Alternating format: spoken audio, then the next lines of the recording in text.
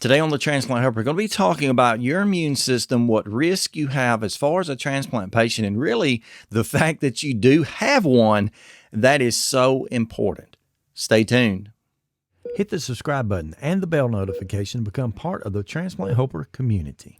Hey folks, welcome back to Transplant Helper again today. My name is Jim Merle, and I just want to pause for just a moment today and talk to you about your immune system as a transplant patient. I've read it a number of times, too many times to count actually, over on social media, particularly in some of these Facebook groups I'm a member of. When people are talking about the current COVID situation, so many have commented and said, well, I've done this or that because I have, quote, no immune system. Well, that is absolutely not true. I get it that you sometimes feel that way because if you've been through the journey I have, you know that any common cold, a flu, a virus such as COVID, any type of stomach issues, basically anything that's floating around in the air, you have probably had a more potential to catch that, and perhaps in many cases you have. And you have noticed, as I have, that the things that the average person might, come in contact with that may or may not do anything to them may put you in the hospital without question. And you may be more severely sick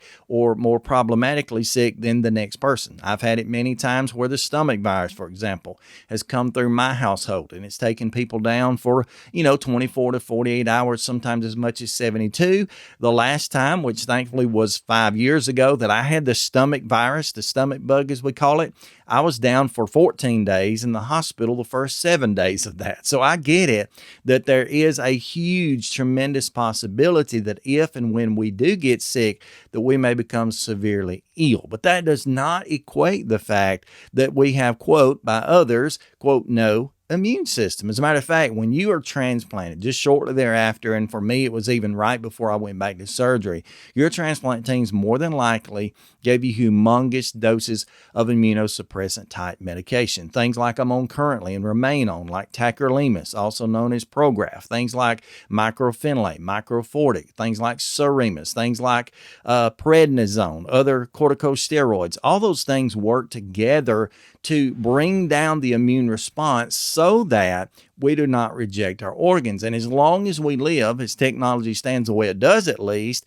as long as we live, you and I will be on some type of immunosuppressant, immunocompromising medications, agents, in order to keep us from rejecting our organs. But if you are outside of a period of time, and I don't want to define that period, I'll give some examples, but if you're outside of a period of time post-transplant, you're at lesser risk than you were at that period of time. For example, if someone is out, say a week out of transplant, obviously their immune system is at a record low, probably lower than it has ever been in their life because they've been given such huge doses of those immunocompromising medications, those immunosuppressant medications, and things like I named just a moment ago, Prograf, tacrolimus, mycophenolate, microfortic, Suremus.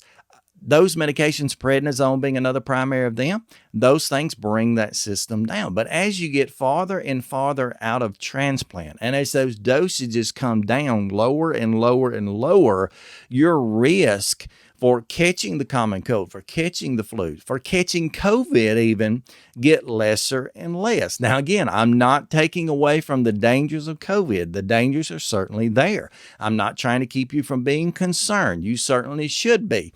But I'm trying to remind us that we do have an immune system, and our immune system built within our bodies from the beginning is set to fight. No matter what it is, no matter what enters the body, your body, if it's in any type of condition naturally, it's going to attempt to fight. These immunosuppressant medications make that more difficult, make that response perhaps slower or less severe, but you are going to fight. If you have ever, felt yucky or coughed or sneezed or ran a fever, for example, that is proving that you do have some level, whatever that level is, of an immuno response to those things that are on the outside, those viruses, those colds. And so I'm not trying to, again, take away from anything anyone said or, try to put anyone down. I'm just trying to remind myself that I do have an immune response, and it's not just a certain death situation for us, because without that immune response or without that immune system, we would be dead within an hour or two. I mean, honestly, completely. And there are times when people go through things such as, chemotherapies and such as radiation treatments that come as a result of, cancers, things such as leukemia, when their immune systems are brought down even lower than ours ever were. But as we get farther out, and I'm 8 years out now, but really back since about the 2 to 3 year mark, I've been on the same immunosuppressant medications consistently, same dosages, and I've gotten sick, and I've gotten pretty bad sick. But that is a result of my body responding to those things, not as a result of my body not responding. That is a result of my immune system working the way it should, not in it not working the way it should. Okay, so I just want to make that clear. I want you to feel more comfortable. Again, be cautious, but be more comfortable in knowing that, yes, you do have an immune system.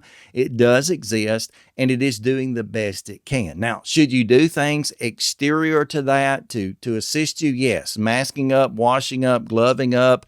If you choose to do so, be vaccinated for as many things as possible, including potentially COVID. Do those things to help that situation, to reduce the possibility of illness or severe illness. But at the same time, understand your body is at work, and it is at work doing the best that it can. And the farther out you get from transplant, the less risk, the less potential you have if those medications have been brought down. So this is just intended to bring you a little bit of comfort, and maybe you can pillow your head at night a little bit more, calmly, and relax, and just do the best you can, and try to avoid coming in contact with those that are sick. That is the main thing you can do.